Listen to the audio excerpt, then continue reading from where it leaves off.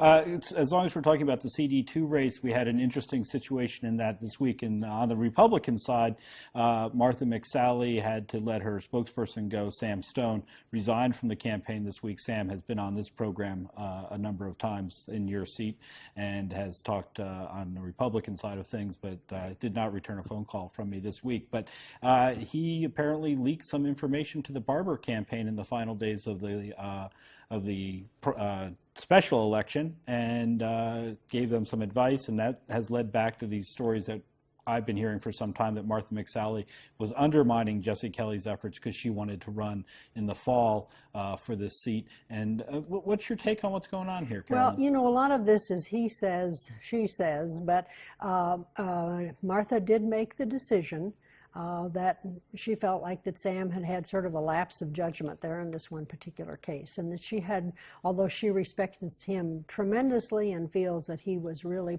responsible for her doing as well as she did in the primary, that it was no longer appropriate for him to be on her campaign.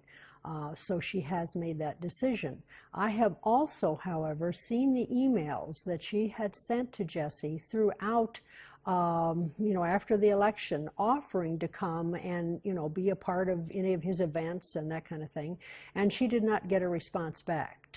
So it may have looked like she was not supporting Jesse, but it was by his decision that he was not asking her to come, or, you know, saying, yeah, sure, come to the events. So you don't think she's going to have a problem winning back over any kind of Jesse's supporters in this race? I think the supporters will, once they understand all of these things, will be quite happy, because Martha understands that the things that we have to do is we have to get our economy going, and you have to grow the economy in order to create jobs. I think that she is very much in tune with what has to happen, and it's the uncertainty that we have out there now. We don't know if the taxes are going to be raised. We don't know if Obamacare is going to basically put a lot of small businesses out of business because it is so very expensive to do. There are lots and lots of uncertainties, and it's what's holding this economy back. Okay. And she understands all of that, and I think she,